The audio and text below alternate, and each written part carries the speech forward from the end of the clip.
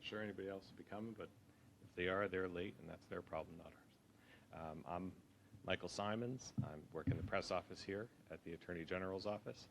Thank you for coming today, sort of to run through what will be happening. We have a short explainer video that will play at the top, and then you'll hear from Attorney General Matt Platkin and DEP Commissioner Sean LaTourette. And then there'll be a time for some questions, which will hopefully be on topic. We would appreciate that. And then after that, if you've got any further questions, you can reach out to our office or to the folks at DEP. But the dignitaries will be here shortly, so we're about to get started. And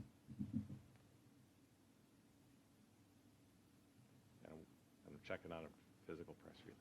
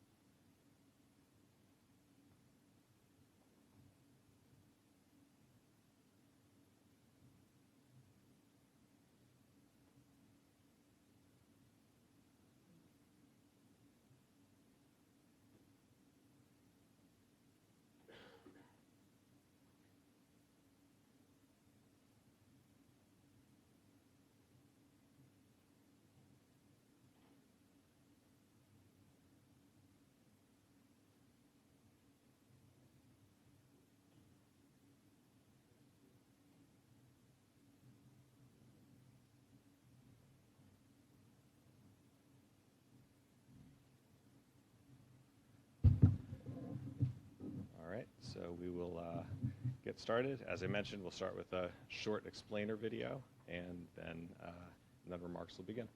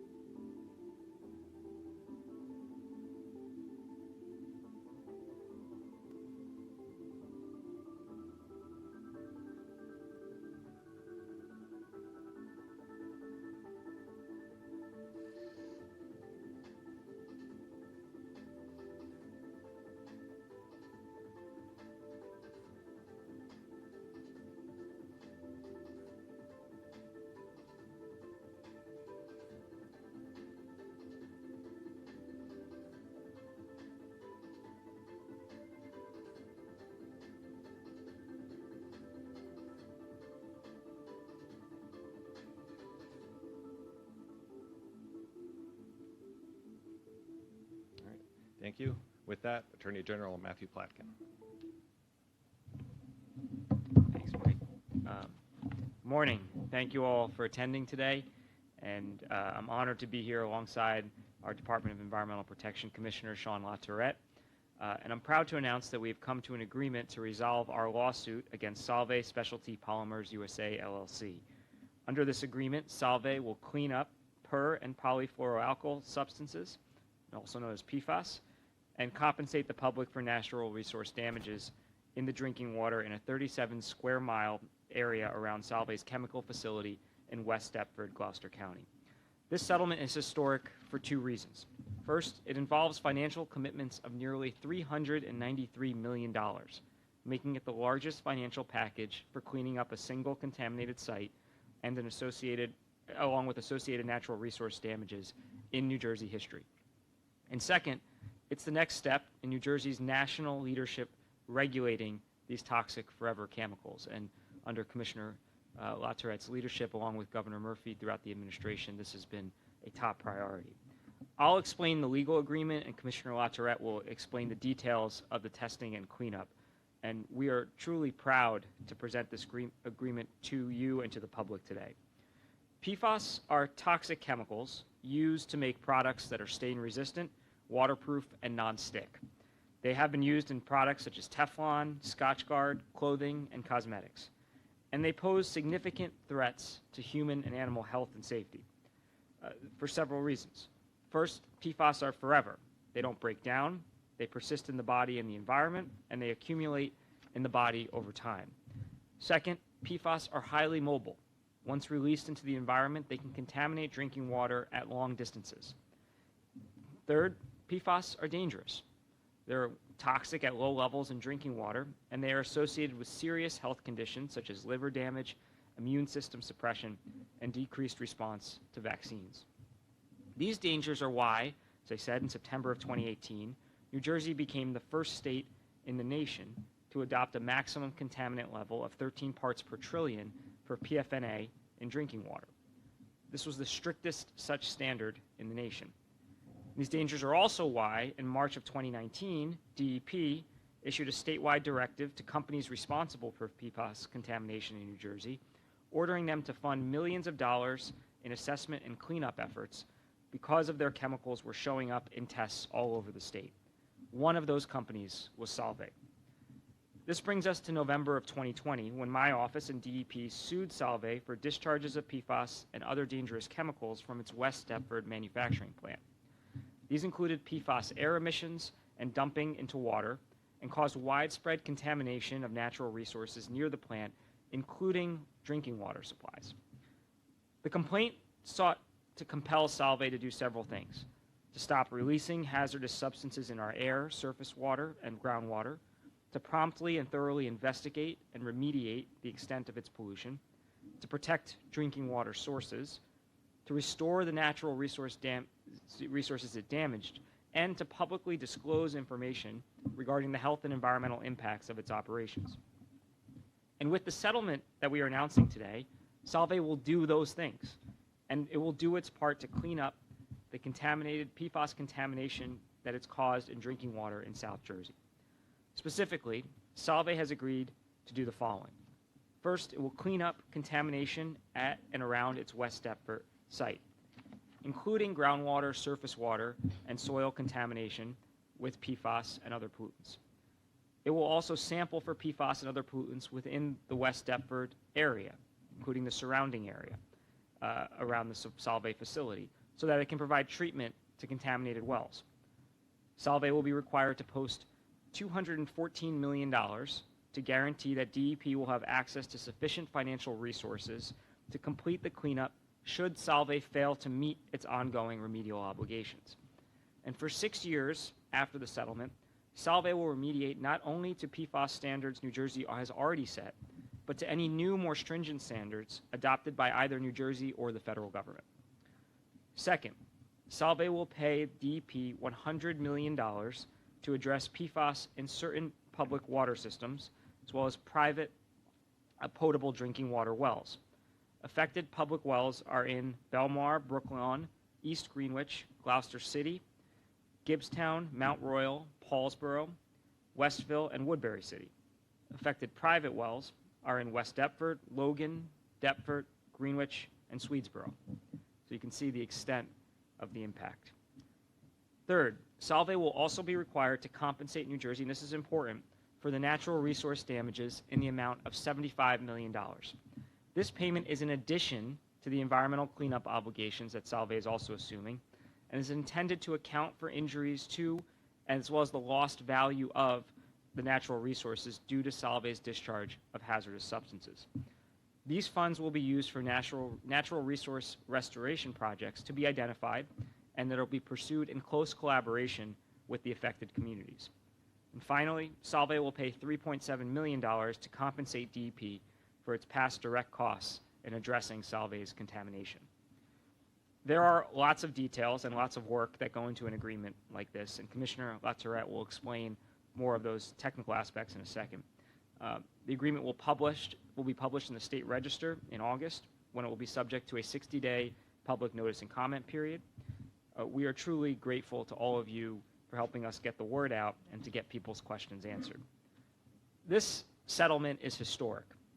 Taking together the natural resource damages, Solvay's payment to DEP for future investigation and cleanup work, Solvay's compensation of DEP for its past site cleanup, Solvay's commitment to clean up its West Deptford site on its own, and its guarantee of money to fund that cleanup. This is the largest financial agreement for a single contaminated site in New Jersey history. This reflects how serious PFAS contamination is and how difficult it is to eradicate it from our drinking water. The people of New Jersey deserve an environment free from PFAS, free from all environmental harm. And we'll pursue every polluter who has set loose these forever chemicals, which are so dangerous and harmful, into our state. We commend Solvay for coming forward and putting its efforts towards cleaning up the consequences of its actions rather than fighting our enforcement efforts. And we encourage other companies in similar situations to do the same.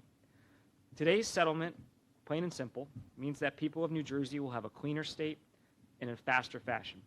And Solvay will also be cleaner in a faster fashion. I want to thank the Department of Environmental Protection, its Commissioner, Sean LaTourette, as well as his entire team for bringing this suit with my office.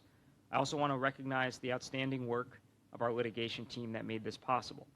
Division of Law Director Mike Long, AASG Jason Rockwell and Aaron Kleinbaum, Deputy Attorneys General Gwen Farley and Rick Engel, and our outside counsel team of Kelly Dry and Warren, John Dima, and Cohen Liflin firm. Today, we send a clear message to any corporation that exposes New Jersey's communities to PFAS toxins or damages our natural resources with any hazardous substance. Make no mistake, you will face consequences for your actions.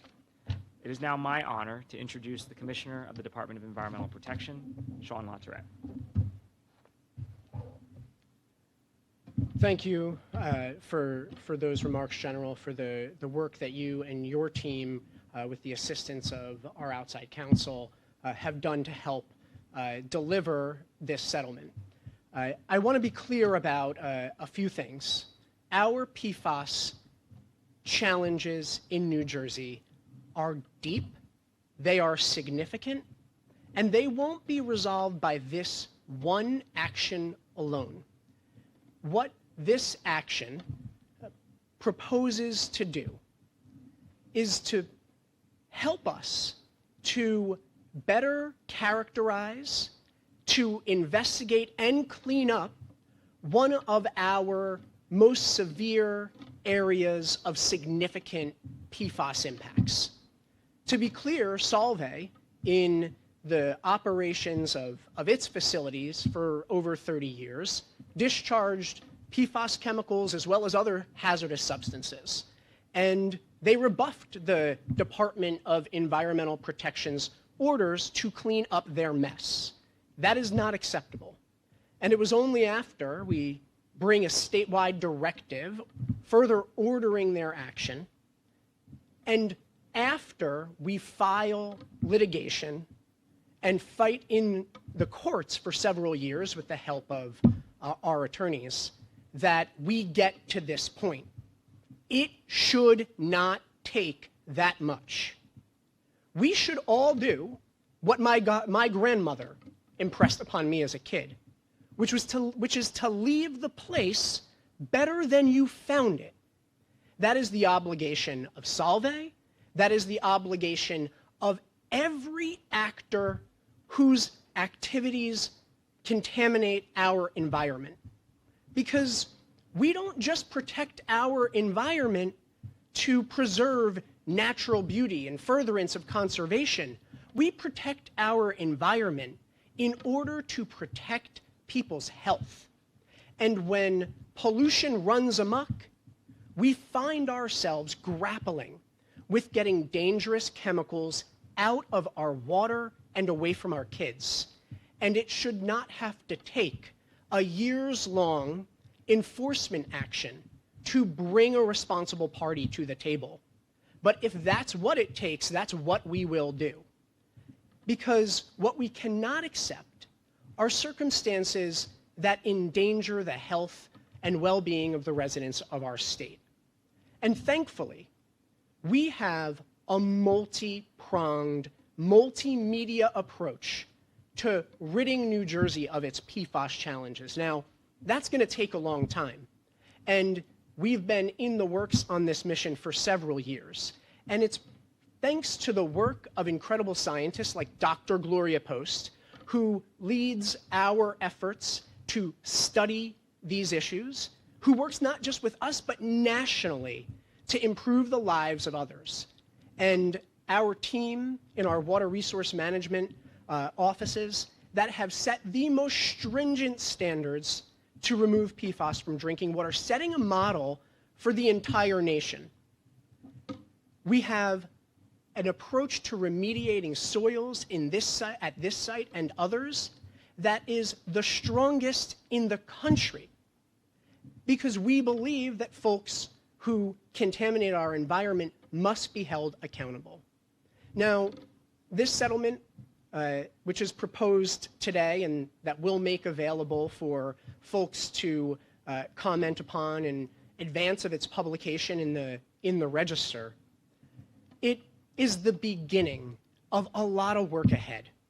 Because what this settlement will enable us to do with the dollars that are put forward, one element of the settlement, in addition to the remedial investigation and action that Solvay will owe and guarantee with the $200+ million that General Platkin mentioned, we will receive new resources to invest in the remediation of water supplies. And this is critically important because right now, New Jersey has over 70 public water systems that exceed our health-based standards for PFAS. The federal government is working on standards that go even lower than New Jersey's very protective standards. And if those rules on the federal level are adopted, and we believe they will be, hundreds of water systems in New Jersey will face the need to install treatment to rid our water systems of PFAS. But here, as we take this step, we'll work closely with the communities that are affected, determining how to allocate resources so that they can protect their residents, their children, and so that we can help the communities affected in Gloucester County and in Camden County recover from this pollution, because that's the work. We owe it to these communities in particular to help leave them better than Solvay left them. And we'll continue to pursue other PFAS manufacturers and distributors for their obligations. This is, by all accounts, a warning signal. If you have PFAS obligations because you've polluted New Jersey, it is time to get to the table and face the communities that now have to grapple with this harm and help them. Thank you. Thank you, Commissioner. Take some questions. So Solvay's giving the money to DEP to do the cleanup, is that right? Do you want to take the? Sure. So what the way remediation obligations work in this case, the way they work generally is a responsible party is affirmatively required to undertake remedial obligations and ensure that the financial resources that are necessary are in place to do that cleanup. Here, for many years, Solvay refused to undertake the degree of investigation and remediation that DEP required. Right? That's why we needed our AG and his team to step in.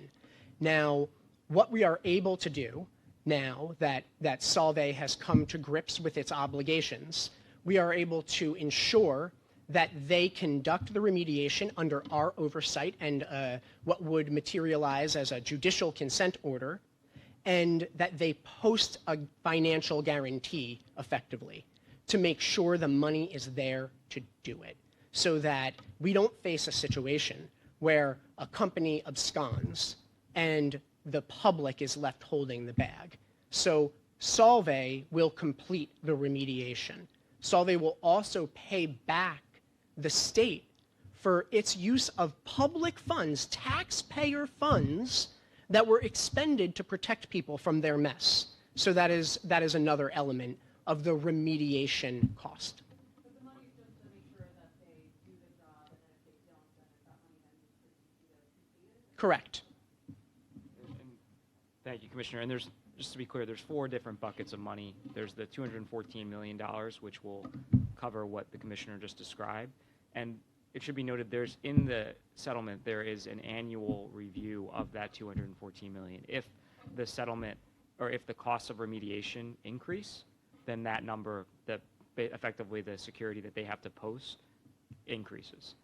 And as we said, for 6 years, they will not only have to remediate to the standards that we have today, but as the Commissioner said, this is a rapidly evolving regulatory landscape, both in New Jersey and in the federal government, and they will have to remediate to any higher standards that come over the next 6 years. There's then the $100 million that has been discussed to DEP, as well as the $75 million for other natural resource damages, which were incurred as a result of this pollution. And it's important to understand that for natural resource damages, that goes above and beyond what they're remediating to. That's to restore, pay the public back for the harms caused to the property or to the land as if it was back in its pristine original condition. And so 6 years is the timeline of when they'll be complete with the remediation of that second year? I can't speak to how long the remediation will take. Under the agreement, they will have to remediate up to any new regulatory standards that come into effect over the next 6 years. So it could cause the remediation to become more expensive, which is covered. They will have to post for. But is there a deadline for when remediation? So in New Jersey, we have what are called the technical requirements for site remediation, and they set mandatory timelines for cleanup. Depending on the nature of a contamination issue, those timelines can be longer, sometimes decades long. Now, what we seek to do in the very first instance, as we're enforcing remediation standards, is ensure that any public health, any human or ecological receptor that could be injured by contamination, that those issues are immediately addressed while the longer-term cleanup is underway. So, for example, when you're addressing a large groundwater plume, you may need to treat that groundwater plume with different types of technology for many, many years. But the initial work is to immediately remove continuing sources of contamination and ensure that we get control and contain the effect of any contamination on ecological receptors or public health. Is there a deadline for that? The deadlines for that depend on the specific media at issue. So it's not as though there is one deadline that applies to everything. But I think as you review documents that we'll make available, those issues and the different types of media that need to be cleaned up will come into better focus, and we can answer any specific question once you go through that, and if you have other questions about how the process works for different types of media.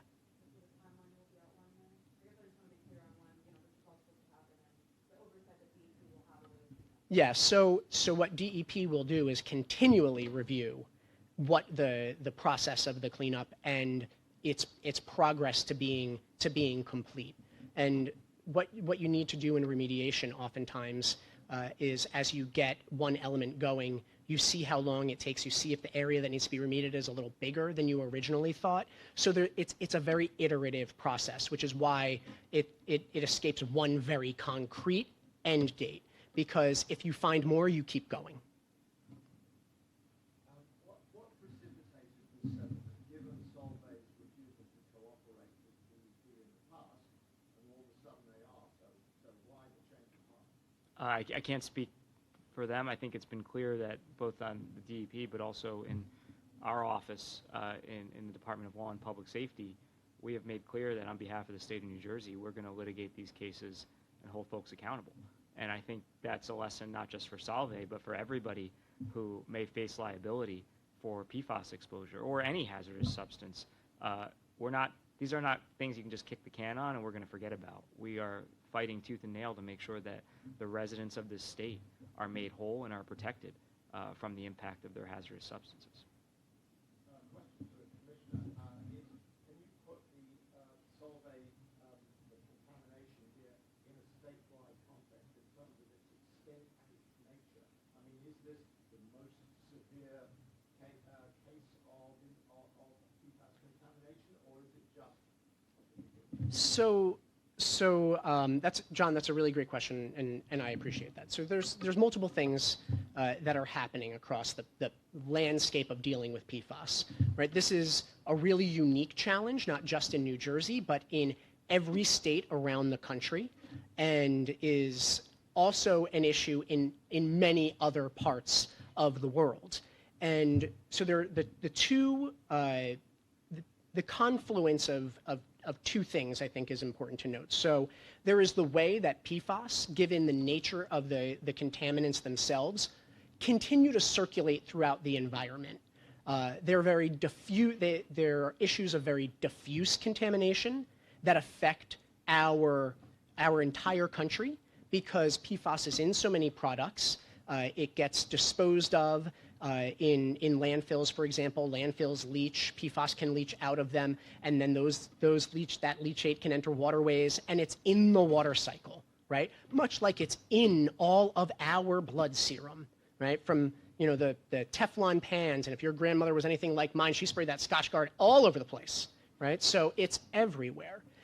So that's the diffuse issue, and how we interrupt and break the different cycles where PFAS is kind of going around and around in particular environmental media like water. That's one issue.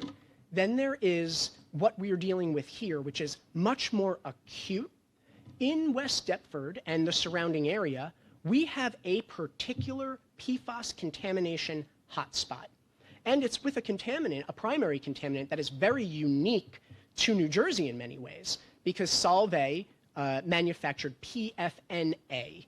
And if you're paying attention to the world of PFAS in environmental management or environmental law, you'll often hear about PFOS, PFOA, Gen X, these compounds that are very diffuse. PFNA is among them, but we have a very acute experience of it because it was manufactured here and used here in New Jersey at the West Deptford facility.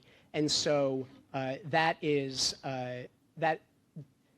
why it stands out from the broader context. But to be clear, this settlement, while it's primarily directed at that acute experience in this southwestern part of New Jersey, we are continuing to pursue PFAS manufacturers and distributors in many litigation efforts that the AG and his team are leading to bring resources to bear to clean up that statewide and, quite honestly, national and global mess.